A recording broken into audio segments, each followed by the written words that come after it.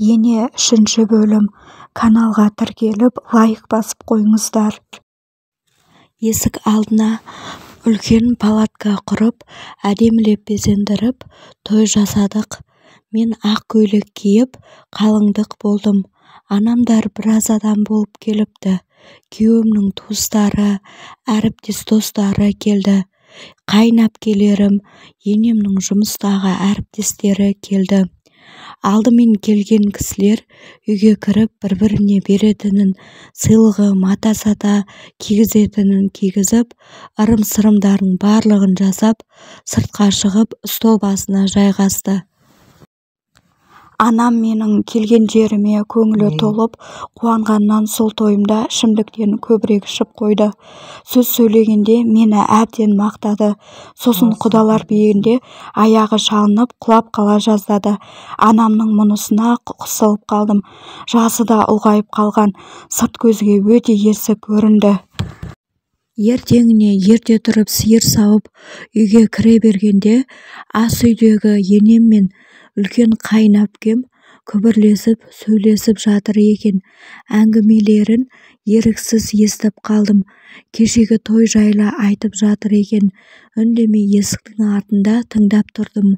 Ар жағында штор ілулі, олар мені байқамай қалды. Сөйтсем, енем менің анам мен туыстарымды ұнатпай қалыпты. Осы Алматыдағы ағам мен жеңгемнен басқалары жабайы, түк көрмеген алкаштар сияқты елден ұялдым дейді. Әрине, мынандай ана қызына қандай тәрбие берсін. Мына келіннің де қолынан дым келмейді. Пысық емес, үй шаруасына олақ. Баяғы Фатиманың қызын әпергенімде бұлай болмайтын еді. Ұлым да осының әдемілігіне қызығып алды да, енді жүрсін сол алкаш қайын жұртынан ұялып деді. Мұнысын қайынәпкем де қоштады.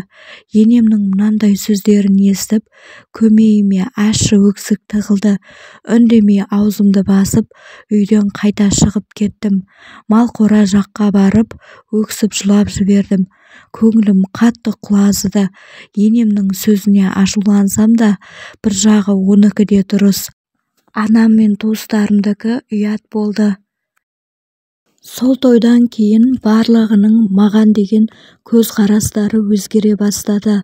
Алдын тамағым дәмсіз болып ұнамай қалса, енем ұрыспай, ерінбей түсіндіріп үйрететін. Енді апар да итке бер дейтін болды. Қайынәпкелерім де бұрынғыдай емен жарқын сөйлеспейтін секілді. Күйеуім де томаға тұйық, көңілсіз жүретін болды.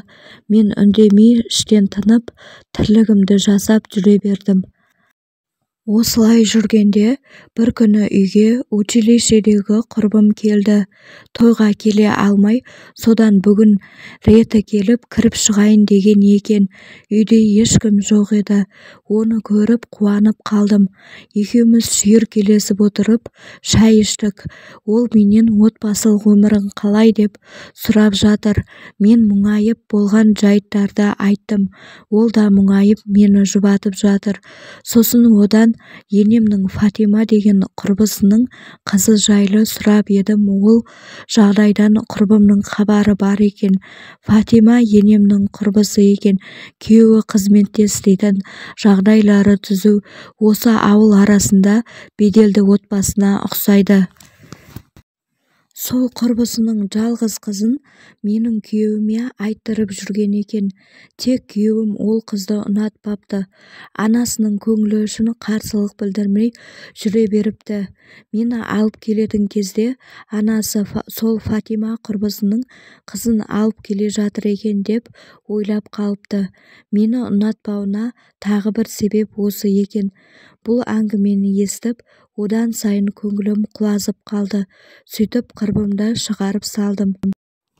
Осылай көңілсіз күндерім өтіп жатты. Енем ұсақ-түйекке жиі ашуланып, маған тиісе беретінді шығарды. Әр ісіме мін тағып отыратын болды. Мін тағатындай да бар шығар. Мен кір жусам, менің жуған киімдерім кірі ашылмай сопсор өңі қашып кеткен сияқты болып тұратын көрші құрбымның жуған киімдері аппақ қап-қара болып қатарынан тап-таза болып жайылып тұратын еді. Күйеуім мұны көріп біліп жүрсе де үндемейтін. Бір күні күйеуіммен сөйлестім. Оның неге маған көңіл бөлмей суық қарап жүргенін сұрадым. Сөйтіп едім, ол оны өзің де білесің ғой, қойшы деп үндемей орнынан тұрып кетті. Бір күні енемнің туылған күніне достары мен әріптестері аяқ астынан келетін болды. Енем бар азық-түлікті бір таксиден салып жіберіп, ет аса берсін, 1-2 сағаттан соң келіп қаламын деп, өзі ауданға жиналысқа кетіп қалыпты. Айтқан етін салып қойдым. Бауырсаққа қамыр ашып, етке күлші илеп, қамыр илеп қойдым. Сосын енем де келіп қалар деп, үй жинап, есік алдын сыпырып жүре беріппін. Осылай уақыттың қалай тез өтіп кеткенін де байқамай қалыппын. Бір кезде дарбаза даңғыр етіп ашылып, алып-ұшып енем кірді.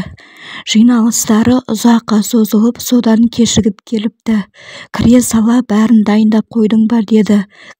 Мен ет асып қойдым дедім. Содан енем үйге кіріп ашуланды. Түк дайындамапсың ғой.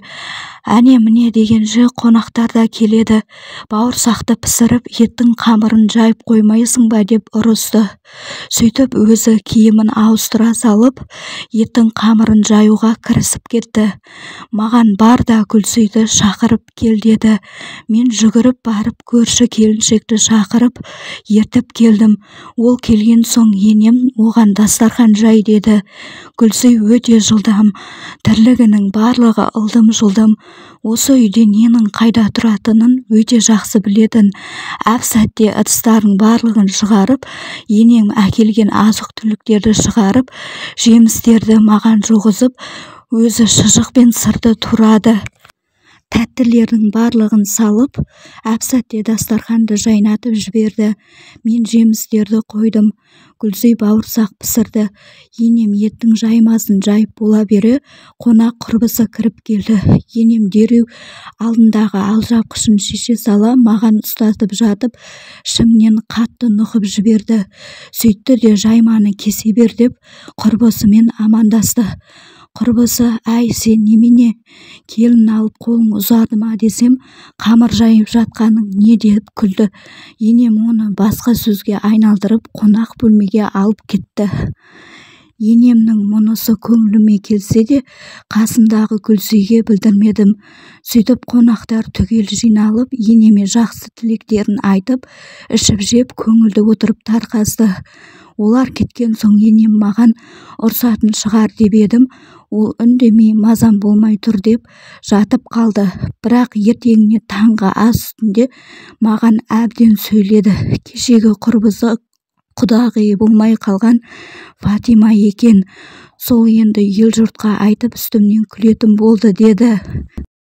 Қанша уақыт өтсе де тым үйренбедің, ісіңнің бәрі шала салақсың деді. Бетіңнің әдемілігін қайтейін, істеген ісің түріңе сай емес. Келін алып үй тіршілігін тапсырып, алаңсыз болармын деп едім деді. Жалғасы бар.